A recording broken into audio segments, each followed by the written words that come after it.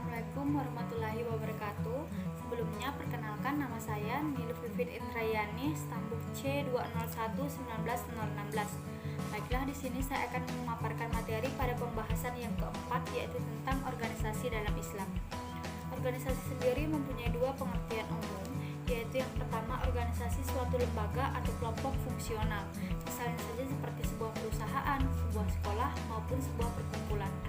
Kemudian yang kedua, organisasi merujuk pada sebuah proses pengorganisasian, yaitu bagaimana pekerjaan diatur dan dialokasikan kepada para anggotanya, sehingga tujuan organisasi itu dapat tercapai secara efektif. Sedangkan organisasi itu sendiri diartikan sebagai suatu kumpulan orang-orang dengan sistem kerjasama untuk mencapai tujuan bersama. Terdapat dua kata bantu dalam Al-Quran untuk mempelajari pengorganisasian ini. Kata tersebut adalah kata staf dan umat. Kata staf sendiri menginspirasi konsep bahwa organisasi harus mempunyai anggota terdiri dari beberapa orang. Dalam suatu wadah terdapat keteraturan, tujuan, pemimpin, serta delegasi wewenang dan tanggung jawab, dan juga adanya niat ikhlas dan berjuang di jalan Allah. Organisasi dalam pandangan Islam sendiri bukan semata-mata untuk sebagai wadah, melainkan lebih menekankan pada bagaimana sebuah pekerjaan dilakukan secara rapi. Hal yang harus disadari bahwa dalam sebuah organisasi yang baik harus disertai dengan nilai-nilai Islami, antara lain seperti keikhlasan, kebersamaan, dan juga pengorbanan. Kemudian lanjut pada prinsip dasar organisasi berdasarkan syariah. Di dalam Islam sendiri terdapat 3 prinsip yang harus diamalkan dalam organisasi, yaitu yang pertama ada prinsip ubadiyah atau pengabdian diri terhadap Allah. Konsep ini meletakkan setiap kerja yang dilakukan sebagai ibadah yang juga akan memperoleh ganjaran pahala di akhirat nantinya. Tentukan dengan menghayati prinsip ini, diharapkan seorang ahli atau anggota organisasi akan menjadi ikhlas dalam melakukan pekerjaannya, yang nantinya akan menjadi gerak utama ke arah kesungguhan dalam bekerja serta peningkatan prestasi.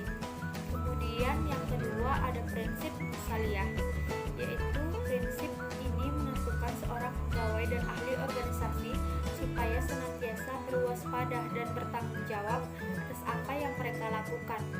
Kemudian yang ketiga ada prinsip iktan.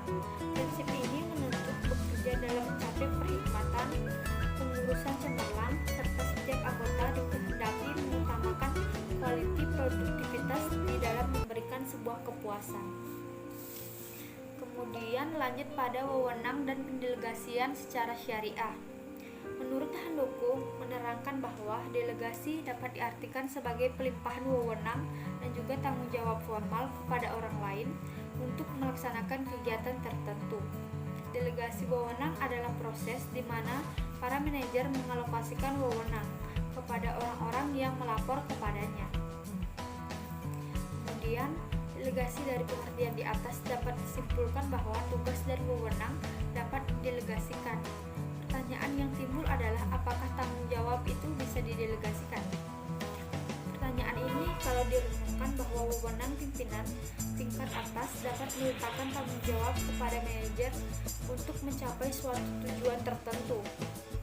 Delegasi wewenang adalah proses yang paling fundamental dalam organisasi, sebab pimpinan tak akan sanggup melakukan segala sesuatu dengan sendirinya.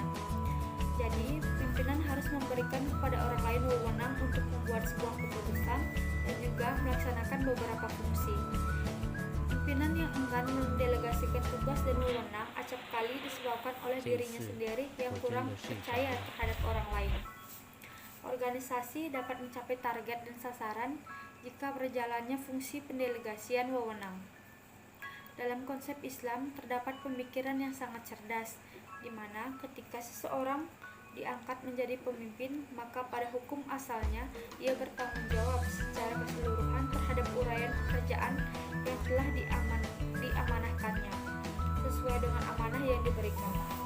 Kemudian yang pembahasan terakhir yang ketiga, yaitu ada prinsip dan pemberian serta penerimaan wewenang, yaitu menurut Louis Helen mengemukakan bahwa beberapa teknik khusus untuk melakukan delegasi atau pemberian dan penerimaan wewenang, yaitu ada 5. Yang pertama, tetapkan tujuan, bahwa harus diberitahu maksud dan pentingnya tugas-tugas yang didelegasikan kepada mereka. Yang kedua, tegaskan tanggung jawab dan wewenang, bahwa harus diberikan informasi dengan jelas tentang apa yang harus mereka pertanggungjawabkan dan bagian sumber daya organisasi mana yang harus ditempatkan wewenangnya. Kemudian yang ketiga, memberikan motivasi. Manajer dapat memberikan dorongan pada bawahan melalui perhatian pada kebutuhan dan tujuan yang sensitif. Kemudian yang keempat, ada memberikan pelatihan. Manajer memberikan pedoman, bantuan, dan informasi pada bawahan untuk mengembangkan pelaksanaan kerjanya. Yang terakhir, yang kelima, yaitu ada pengawasan yang memadai. Baiklah,